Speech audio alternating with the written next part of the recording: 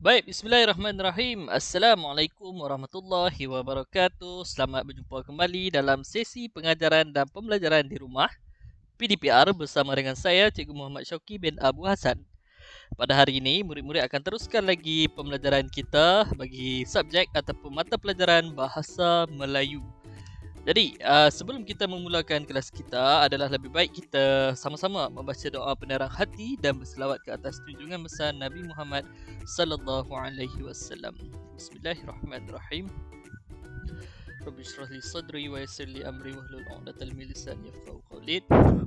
Allahumma salli ala sayyidina Muhammad wa ala ali sayyidina Muhammad. Allahumma salli ala sayyidina Muhammad wa ala ali sayyidina Muhammad. Allahumma salli ala sayyidina Muhammad wa ala ali sayyidina Muhammad. Terima kasih. Saya teruskan dengan objektif pembelajaran kita pada hari ini, ya, di mana akhir pengajaran ini murid akan dapat mendengar dan memahami ayat silaan dan larangan. Okay, dan yang kedua dapat memberikan respon yang sesuai terhadap ayat silaan dan ayat larangan. Jadi apa yang murid akan pelajari pada hari ini iaitu berkenaan dengan aspek mendengar dan bertutur, iaitu kita akan fokuskan kepada ayat silaan dan ayat larangan. Jadi murid-murid boleh bersedia terlebih dahulu dengan buku teks Bahasa Melayu tahun 3. Okey, sila buka pada halaman 75 ya, pada muka surat 75. Okey, kita telah pun masuk kepada unit yang ke-12. Sebenarnya kita terlewat sedikit pada tahun ini. Banyak kekangan yang berlaku dengan cikgu bercuti sakit pada hari itu kan. Tapi tak apa, kita akan cuba kejar sampai ke hujung tahun nantilah supaya kita dah nak habis dah, nak masuk pada jilid yang kedua. Okey, unit yang ke-12 iaitu kerjasama asas kesejahteraan, iaitu tajuk yang diberikan kepada kita bersatu memberikan sokongan. Jadi kita akan baca terlebih dahulu petikan ini dan di bawah tu ada dialog. Kita akan tengok apa yang sedang berlaku di bawah tu. Okey, kita baca terlebih dahulu. Tajuk bersatu memberikan sokongan. Penduduk Taman Aman bekerjasama dengan tokoh usahawan untuk memberikan hadiah kepada murid-murid cemerlang. Encik Faisal, jemput duduk Encik Azhar, semua tetamu telah sampai. Encik Azhar, terima kasih Encik Faisal. Encik Faisal, Encik Azhar, saya harap kerjasama ini dapat diteruskan demi kecemerlangan anak-anak Taman Aman. Encik Azhar, usah risau Encik Faisal, kami sentiasa bersedia untuk membantu. Encik Faisal, terima kasih atas sumbangan Encik Azhar. Murid-murid, sila duduk mengikut label nama pada bangku. Jangan duduk di tempat calon lain. Maaf cikgu, label nama? Mungkin label nama kamu tertanggal. Nanti cikgu semak. Kamu Hanif. Kamu Muhammad Hanif. Sila duduk di sini. Okey, murid-murid usah berbual. Keluar dengan sopannya apabila nama dipanggil. Baiklah. Kalau kita perhatikan situasi yang sedang berlaku ini adalah kerjasama dengan tokoh usahawan ya. Kerjasama dengan tokoh usahawan. Ada tokoh-tokoh usahawan yang akan memberikan hadiah kepada murid-murid yang cemerlang dalam mata pelajaran dia ya. Okey, di bawah ni situasi di mana kita akan mengisi ataupun sebenarnya kita akan berbual lah. Kamu akan memberikan respon terhadap ayat silaan dan ayat larangan yang telah diberikan oleh cikgu tersebut.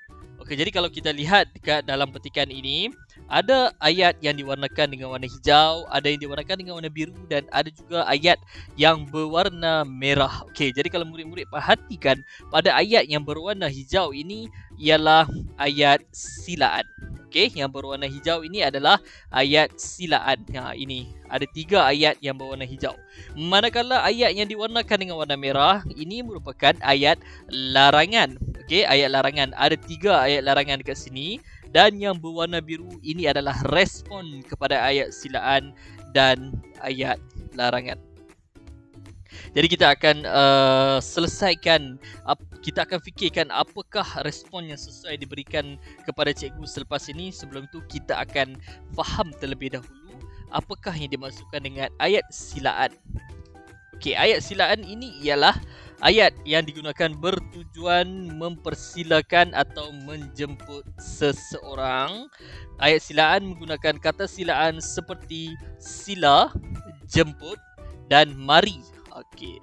Okey, kata silaan ini digunakan sebelum kata kerja. Maksudnya selepas menggunakan kata silaan seperti sila, jemput dan mari, okey, selepas tu akan ada perkataan atau kita sebutkan perkataan itu sebagai kata kerja. Okay, contoh ayat silaan saya bagi, saya rasa semua dah faham. Cuma kita nak kukuhkan lagi sahaja. Contoh dia, yang pertama, sila datang ke rumah saya. Ataupun yang kedua, dengan menggunakan kata silaan jemput masuk ke dalam rumah saya. Okey, murid-murid, kalau murid ingat lagi, saya pernah menerangkan tentang kata silaan dan kata larangan ini. Okey, sekiranya kita nak jadikan ayat tersebut lebih lembut ataupun lebih sopan apabila kita bercakap dengan orang, kita boleh letakkan ataupun kita boleh tambah partikel lah di hujung kata silaan tersebut. Contohnya, contoh ayat silaan yang saya bagi ni, sila datang ke rumah saya. Jadi apabila ditambah partikel lah di hujung perkataan sila, dia akan menjadi silalah datang ke rumah saya. Begitu juga yang kedua, jemput masuk ke dalam rumah. Okey, kita boleh tambah partikel lah untuk melembutkan lagi ayat tersebut. Dia akan menjadi seperti ini. Jemputlah masuk ke rumah. Jemputlah masuk ke dalam rumah. Okey. Yang seterusnya ialah ayat larangan. Apakah yang dimaksudkan dengan ayat larangan? Okey, ayat larangan digunakan bertujuan melarang seseorang daripada melakukan sesuatu, ya. Ayat ini adalah larangan. Orang nak cakap kepada kita jangan buat itu. Tak boleh buat. Okey, ayat larangan menggunakan kata larangan. Seperti ayat silaan menggunakan kata silaan. Ayat larangan menggunakan kata larangan seperti jangan, usah ataupun tidak usah. Okey, dan digunakan sebelum kata kerja. Jadi selepas kita menggunakan jangan, ada kata kerja selepas dia. Okey, kalau dah guna usah, ada kata kerja selepas ni. Contoh ayat larangan, maafkan saya. Contoh ayat larangan dekat situ ialah jangan ambil harta orang. Jangan ambil harta orang. Okay, itu adalah contoh yang pertama. Yang kedua, usah dikenang lagi kisah yang pahit. Wow. Okey. Sama juga dengan ayat silaan yang saya terangkan sebentar tadi. Kita juga boleh tambah partikel lah pada kata larangan untuk menjadikan larangan itu lebih lembut dan tidak terlalu kasar, ataupun larangan yang boleh menggurus hati seseorang. Jadi sebagai contoh, yang pertama, kalau dikata jangan ambil harta orang, itu ada agak sedikit tegas bunyi dari situ, ya. Tapi kalau ada partikel lah dekat situ, janganlah ambil harta orang, dia ada sedikit unsur yang kita katakan unsur kelembutan lah di situ. Tidak ada orang yang akan mudah terasa hati dengan ayat-ayat yang mempunyai partikel lah tersebut, ya. Contoh yang kedua, usah dikenang lagi kisah yang pahit. Kita tambah partikel lah, dia akan menjadi usahlah dikenang lagi kisah yang pahit itu. Okey, suka juga cikgu ingatkan, dalam ayat larangan tak semestinya semua ayat larangan mempunyai kata larangan. Terdapat juga ayat larangan yang tidak menggunakan kata larangan, ya, yang kita katakan dia bersifat umum, ya. Dia bersifat umum. Contoh dia, kalau kamu pergi kedai makan, okey, kamu akan lihat di kedai makan tersebut ada satu logo dan di bawah dia tulis dilarang merokok. Dilarang merokok itu juga merupakan ayat larangan yang bersifat umum, ya. Tidak perlu menggunakan kata larangan, tapi dia sendiri berdiri sebagai ayat larangan. Okey, kita lihat pula respon terhadap ayat silaan dan ayat larangan. Ini adalah contoh respon terhadap ayat silaan dan ayat larangan. Ada dua orang sedang berbual-bual di sini. Jom kita tengok apa yang diperkatakan oleh mereka. Yang pertama, jemput makan aiskrim ini, Damien. Okay, dia cakap jemput makan aiskrim ini, Damien. Jadi kita dapat kenal pasti ada perkataan jemput di situ, yang mana jemput ialah kata silaan. Jadi ayat ini ialah ayat silaan. Jadi bagaimanakah respon yang sesuai diberikan oleh Damien kepada perempuan ini? Baiklah, terima kasih Harley. Baiklah. Ataupun biasanya kita akan jawab dengan cara yang baiklah. Baiklah, terima kasih, dan diikuti dengan terima kasih. Itulah respon yang baik sebenarnya. Okey. Seterusnya, situasi yang kedua. Okey. Lelaki ini berkata sesuatu kepada seorang perempuan ini. Jangan menunggu di sini seorang diri. Bahaya. Ya, contoh ini cikgu ambilkan, cikgu dapat daripada seorang guru di YouTube. Contoh yang boleh kita gunakan. Dia kata, jangan menunggu di sini seorang diri. Bahaya.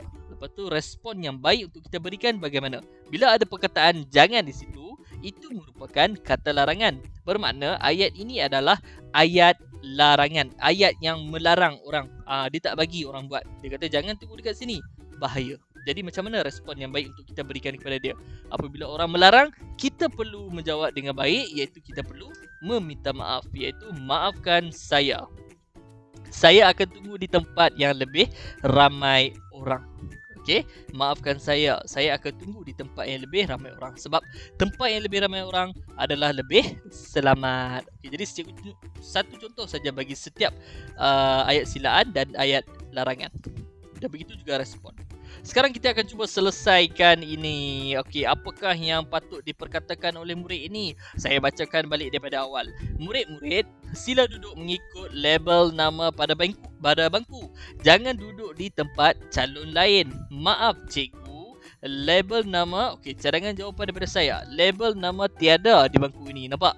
Dekat bangku ni sahaja yang tak ada label nama. Jadi, dia kata ikut. Dia tak tahu nak duduk dekat mana. Jadi dia beritahu cikgu, maaf cikgu, cikgu tu melarang. Jangan. Apabila ada larangan, kita kena respon dengan meminta maaf terlebih dahulu. Okey? Dengan baiklah. Dia kata tiada label nama tiada di bangku ini. Okey, itu ayat dia. Kemudian cikgu dia cakap, mungkin label nama kamu tertanggal. Nanti cikgu semak. Kamu, Muhammad Hanif, sila duduk di sini. Lepas tu cadangan jawapan daripada saya, baiklah cikgu. Itu pun dah membadai. Kemudian, murid-murid, usah berbual. Ini adalah ayat larangan. Keluar dengan sopannya apabila nama dipanggil. Jadi respon yang sesuai, iaitu cadangan daripada saya ialah maaf cikgu. Nampak? Bila ada larangan, ada maaf. Maaf cikgu, baiklah kami akan keluar dengan sopan. Jadi cikgu harap murid-murid dah faham apa yang telah kita pelajari hari ini, iaitu berkenaan dengan aspek mendengar dan bertutur. Saya harap cikgu harap murid dapat belajar bagaimana hendak memberikan respon yang baik kepada orang, terutamanya apabila kamu sedang berbual-bual dengan orang yang lebih dewasa daripada kamu. Jadi kena ingat respon yang baik menggambarkan siapa diri kamu.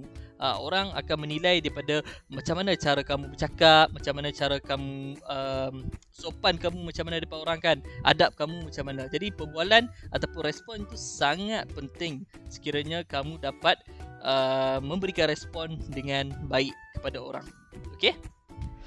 Jadi tugasan kita pada hari ini iaitu kamu akan melengkapkan latihan bertajuk Rondaan Malam.